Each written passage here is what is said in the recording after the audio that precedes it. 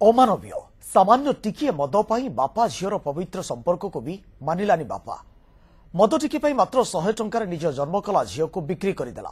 एपरी हृदय विदारक घटना देखा मिली कोरापुट जिला जयपुर निकटस्थ कलागुड़ा गांव में। देखंतु न्यूज7 एक्सक्लूसिव रिपोर्ट।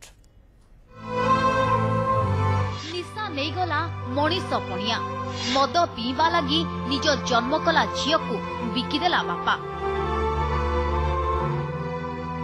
एपरी हृदय विदारक घटना घटी कोरापुट जिला जयपुर निकटस्थ कलागुड़ा गांव में। घटना गत शिवरात्रि जयपुर निकटस्थ रामगढ़ गांव में जड़े लोक मद पाई निज 5 वर्षर नाबालिका झील को बिक्री करने को कलागुड़ा गांव में पहुंचीला। निज झील को बिक्री करने को प्रथमे 10,000 पर 1,000 टंका दाबी करथिला। हेले एहाकू गां लोक विरोध करथिले। परे गांर जड़े निसंतान दंपति को मात्र 100 टंकार झील को टेकी दे भाटी को गड़ीथिला बापा।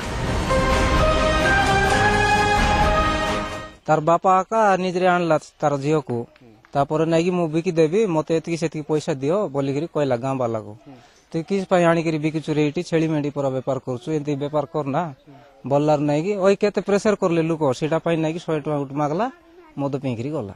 तो मु जानले के एडी गोटे सान छुआ छड़ाई छे झील को छड़ाई छे से मु दीदी को कॉल कर मां रो ये प्रेसिडेंट असते ताऊ जणैला पर आपन जणैले हां बिक्री कराय छे 100 टका बिक्री कराय छे आ उद्धार करे को भला स्कूल रे के कोडे हॉस्टल रे छाडी आर भविष्य पाए भल पाए देखा चाहू। स्थानीय स्वेच्छासेवी खबर पाई न्यूज7 सेठारे पहुंचीला। झीलटी को 100 टंकार किनिथिबा कथा को अस्वीकार करिसेंती निसंतान दंपति। मानविकता दृष्टि केवल पालिबा को सेमाने झील को नेथिबा कहिसेंती एवं खुशी रे बापा को 100 टंका देथिबा स्वीकार करिसेंती। परवर्ती समय झीर बापा टंका बारंबार दाबी करुथिबा बेले सेमाने एहा देबाकू मना करिथिबा कहिसेंती। तेबे झीर बापार प्रतिक्रिया मिली पारि नाही।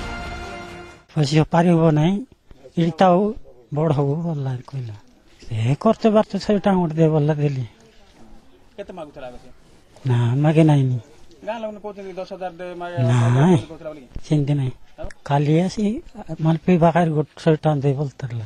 सेपटे ए संपर्क रे खबर पाई सदर पुलिस झीलटी को उद्धार करिछि।